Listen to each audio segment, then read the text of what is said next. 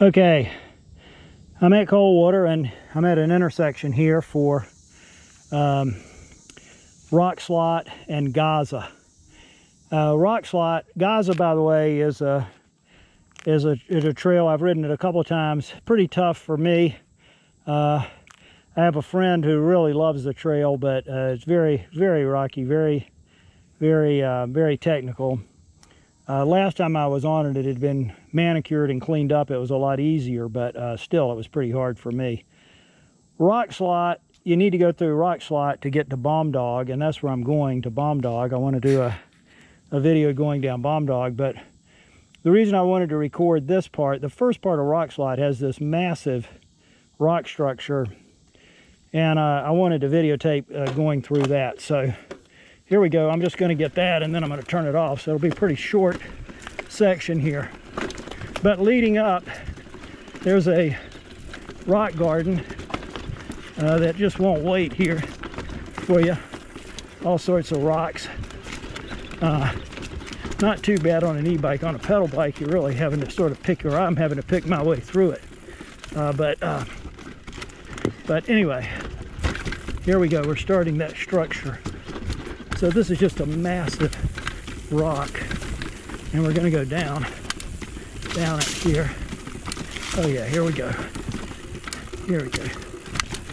First time we rode it, a friend of mine walked it down, and he said he wanted to make sure he could go to work on Monday.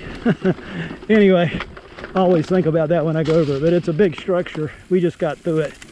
Then it's just a little winding until we get to Bomb Dog, and I'm going to turn it off until we get to Bomb Dog, and I'll give you a little introduction to that trail. Okay, here we go. I just finished my ride at Coldwater. It was a good one. I managed to get in about 22 miles.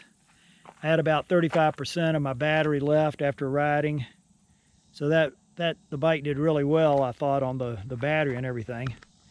I'm going to do just a post-race check out of the bike, see how it did. Starting off in the front, you know, the brakes and everything and the shifting and all, no problems at all. I did feel like I needed to let a little air out of the front fork, and as you can see, on a 160 millimeter travel, I've got maybe 40 left. Probably, I didn't have any huge bumps, but I did have, drops, but I did have some pretty big ones. So I would have thought it would have been down maybe 20% left. So I probably need to take a little air out next time. No problem with any of the rims or spokes or anything. That all seemed good.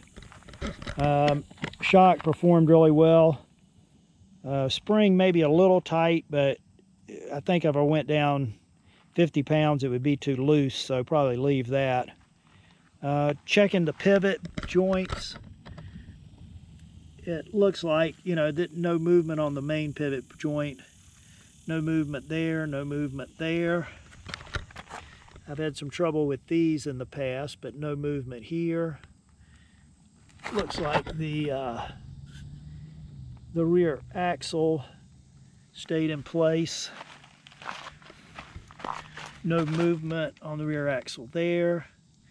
No movement on the derailleur attachment. No movement on that pivot.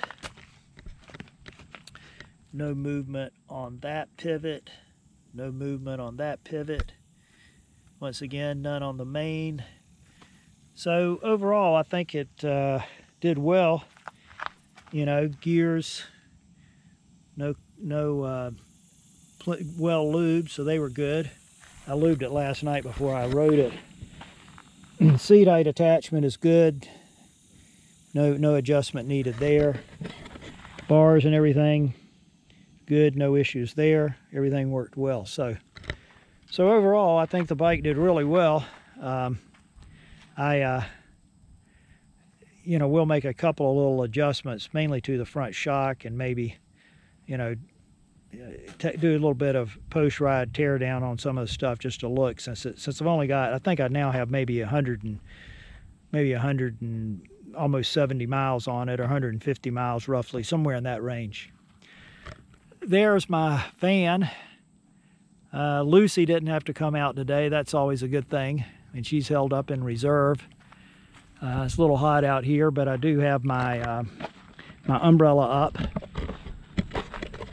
But overall, it was a good day. I'm not too tired. I'll probably head on back to Atlanta, though. I was going to ride some more today, but I think I've had enough. So anyway, I'll check you guys later.